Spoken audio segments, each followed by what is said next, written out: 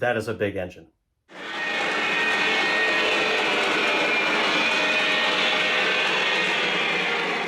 Welcome back, folks. Hope you're having a great week. This week, we are at my dad's layout, as my layout, as you well know, is under construction.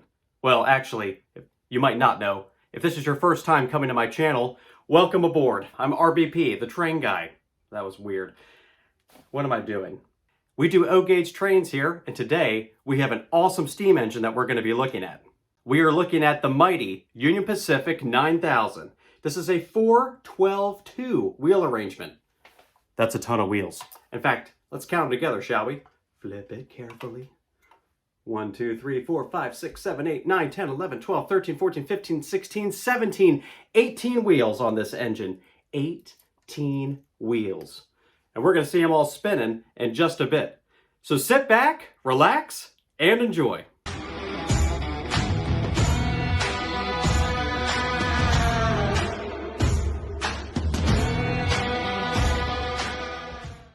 My dad has been a collector of O-gauge trains all my life, and he's a big inspiration for why I'm in the hobby today.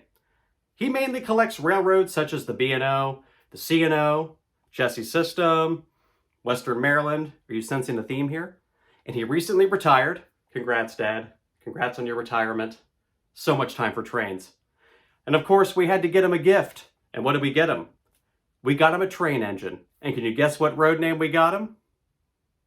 The Union Pacific. Well, maybe that benefits me more than him. I really think I want to take this one home. I know we got it for Dad, but maybe it could run on my layout when it's redone. What do you think? It is one impressive model to be running on your layout. The engine is packed with the fine details you would expect from a Lionel Legacy model. It has the latest Legacy chipset with crew talk, and it has the additional dialogue, which is one of my favorite features, because a lot of these steam engines that we run are from the turn of the century, when there weren't necessarily radios in them. I know, I get comments all the time, RBP, that engine didn't have a radio in it. I'm with you, I didn't make it, I just pressed the buttons. I would highly recommend it, and we found this one at Train World. So if you're looking for this engine, or any of the others that were made like it, they're still in stock and still available. In fact, one of the biggest questions I get every time I do a video is, Chris, where do I find this train? Well, if you go to trainworld.com and you search for the Lionel 4-12-2, it means 4 leading wheels, 12 drivers, and 2 trailing wheels. Basic steam engine classification stuff, the nerdy stuff. You know what kind of train this is? But if you search for that, you will find this train engine.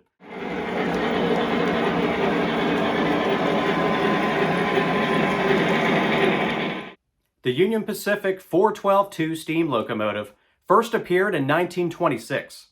The Union Pacific was looking for big power to help pull longer trains and heavier trains across some of the steep grades out in the West. Of course, this engine predates the big engines such as Challenger or Big Boy.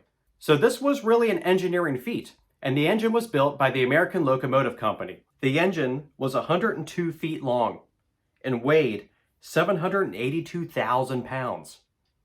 That's one big engine.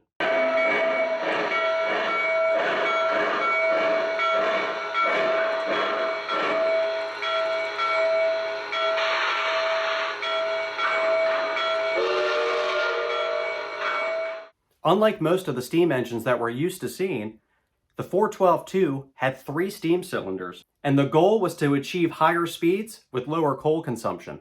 Efficiency has always been something that's driven technological advancement. By the year 1930, the Union Pacific Railroad had 88 of these locomotives. It's quite a fleet of the 4-12-2.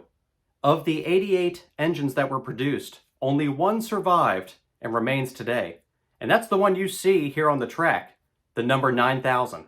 Almost all of the big steam engines that we run on this channel are articulated. Allegheny, Challenger, Big Boy, the Yellowstones. And those designs, the boiler is able to articulate over the frame when it enters a curve. But not this engine. This is a rigid frame engine, much like the Pennsylvania S1, and you have all of your drivers lined up in a row. There's a lot of them. So even the flanges on this model have been designed carefully so that the engine doesn't derail when it's going around a curve. You will need a 72-inch diameter curve for this train to work. Luckily on Dad's layout, his smallest curve on the main line is 72, and his largest is 89 inches. So this engine's going to have no issues running around this layout. I'm trackside with this amazing 412.2 Lionel Legacy engine. Let's start it up and listen to some of the sounds. Always our favorite part. Here we go. This engine has one speaker, and that is in the tender. Lately we've been looking at a lot of the Vision Line engines that have multiple speaker systems. But again, very well dispersed sound on these newer engines. So we see we have our smoke unit going. We have our whistle steam back here. So when I hit the whistle, we're going to see that smoke effect go out of the back.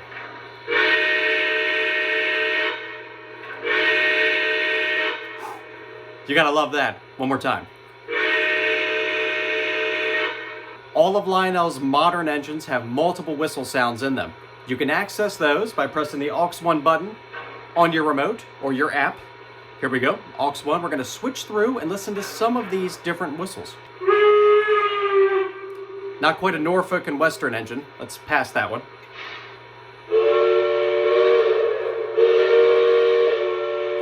Pretty cool. Well, there's our big boy whistle right there. Ready? Heard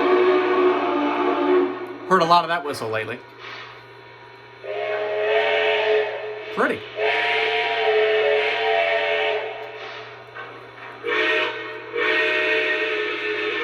So a lot of great whistle options on this engine. Whatever your taste of whistle, switch it up. Have some fun with it. We have that dialogue I mentioned. Gonna be here a while. Trying to get one of us holding here for number 9. She's running about 20 minutes late. They are going to be here a while because I'm holding them up. We have our bell. Typical bell, you can change the pitch of that bell. Typical bell, you can change the pitch of the bell as well. And of course you have your water fill and blowdown sounds. And blowdown. Cool. The aux 3 button even does something cool. Let's hear it. Ready? One more time. A lot of great sounds. Let's get this thing running around the layout. Really love Dad's layout. A lot of different scenes here. A lot of things I wish I could take for myself. Like this coaling tower. This was scratch built by a friend of ours who used to work at a train store right here where we live. He passed away not too long ago. What a great guy. This reminds us not just of him, but his great attitude towards the hobby. Such an ambassador. And one day, I'm going to take this from Dad's layout, sneak it over to my house. Same goes for that Lionel tower right there. Ooh, can't find those things anywhere. Used to be able to find them everywhere. But that is another one that's gonna go to RBP's layout. What was that, Dad? He even has a hobo camp featuring the Katy. I'm pretty sure that's supposed to be me in that boxcar.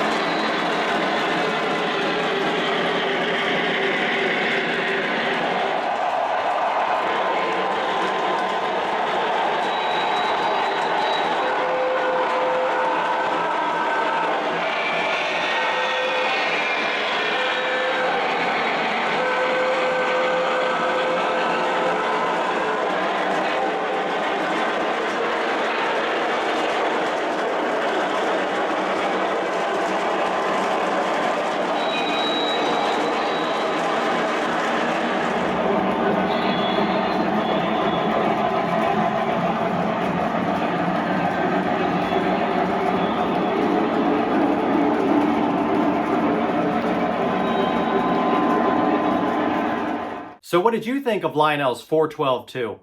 I think it's a really impressive model. So let me know what you thought about it. Leave me a comment. There's a lot of train engines in this room, behind where the camera is sitting. We might have to come over here more often and run a couple so you can see some of what Dad's got going on, because he has a really nice collection, a lot of trains that are a lot of fun to run. As always, a huge thank you to all of my subscribers and everyone who's been supporting this channel. My name is Chris, and this is RVP Trains. We'll see you next time.